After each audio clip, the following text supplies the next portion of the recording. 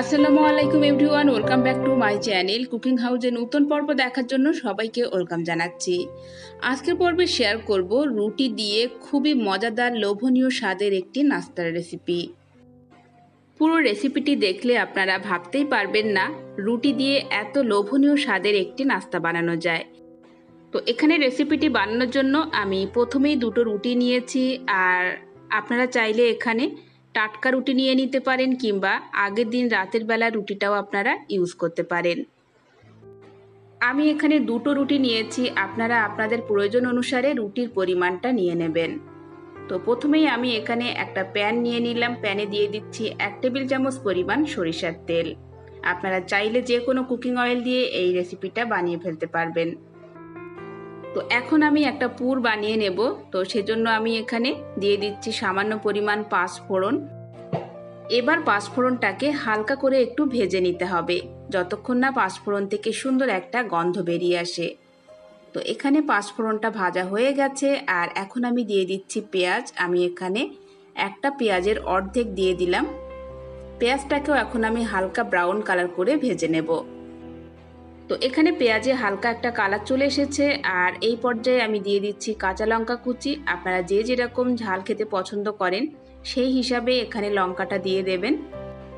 এরপর দিয়ে দেব অল্প কিছুটা গাজর কুচি। আপনারা চাইলে এখানে আরও অন্যান্য ভেজিটেবল অ্যাড করে দিতে পারেন। তো এবার আমি আরও একটু ভালো করে নাড়াচাড়া করে নেব। এরপর আমি দিয়ে দেব স্বাদ মতো লবণ আর অল্প একটু হলুদের গুঁড়ো, এবং সেই সাথে দিয়ে দিচ্ছি আগে থেকে বয়েল করে রাখা দুটি আলু। আমি এখানে ছোট সাইজের দুটো আলু নিয়েছি, যেহেতু আমি এখানে দুটো রুটি নিয়েছি তো সেই অনুযায়ী আমি দুটো আলু নিয়েছি ছোট সাইজের। আপনারা আপনাদের পরিমাণ অনুযায়ী নিয়ে নেবেন আলুর পরিমাণটা। আলুটা দেওয়ার পর এখন খুব ভালোভাবে আমি আলুটাকে নাড়াচাড়া করে নেব, এবং সেই সাথে গোটা আলুগুলোকে যতটা সম্ভব ভেঙে দিতে হবে। তো এখানে আলুটা কিন্তু খুব ভালোভাবে আমি ভেজে নিয়েছি।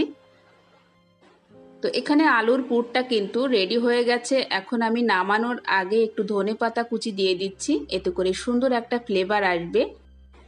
এবং আরও একটা চটপটা ফ্লেভারের জন্য আমি এখানে দিয়ে দিচ্ছি সামান্য পরিমাণ চাট মশলা। এখন আমি পুরটাকে নামিয়ে নেব। তো এখানে আমি আলুর পুর আর রুটি দুটো নিয়ে নিয়েছি। আমি এখানে টাটকা রুটি নিয়েছি, তো সেজন্য আর সেঁকে নিলাম না। আপনারা যদি আগের দিন রাতের বেলা রুটি নেন তো সেক্ষেত্রে একটু সেঁকে নিয়ে নিতে পারেন। তো প্রথমেই আমি এখানে রুটিটা নিয়ে নিলাম, একটা রুটি নিয়ে নিলাম। এবার আমি এই রুটির উপরে দিয়ে দিলাম 1 টেবিল চামচ পরিমাণ টমেটো সস। সসটা দেওয়ার পর সসটাকে খুব ভালোভাবে রুটির চারপাশে একটু মাখিয়ে নিতে হবে। এরপর উপর থেকে দিয়ে দেব অল্প একটু চিজ। চিজটাকে আমি রুটির চারপাশে একটু কেটে কেটে ছড়িয়ে দিচ্ছি। আমি এখানে স্লাইস চিজ নিয়েছি, আপনারা চাইলে এখানে মোজারেলা চিজ দিয়ে দিতে পারেন। তো চিজটা দেওয়ার পর এখন আমি আলুর পুর থেকে কিছুটা পরিমাণ আলু নিয়ে আমি রুটির একটা সাইডে দিয়ে দেব।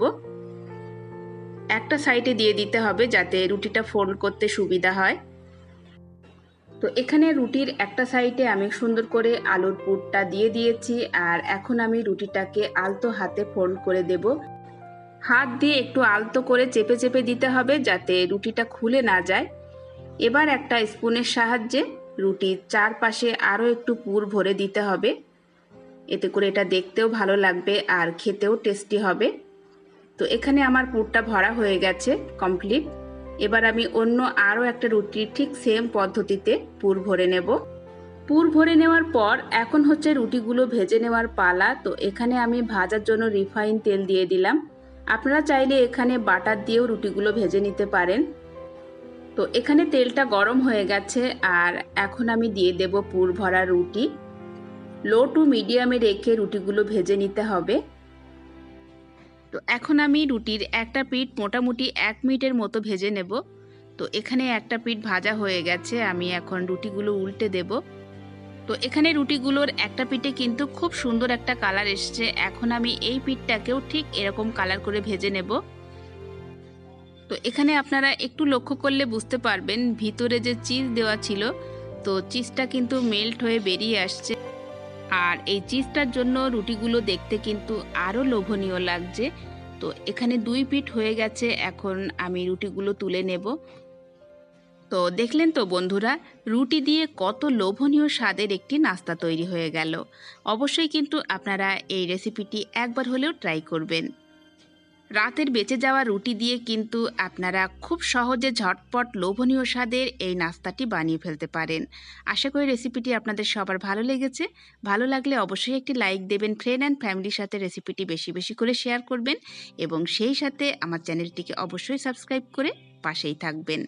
আজকের মতো বিদায় নিচ্ছি। সবাই খুব ভালো থাকবেন, সুস্থ থাকবেন। ফিরে আসবো আগামী পর্বে নতুন রেসিপি নিয়ে। আল্লাহ হাফেজ।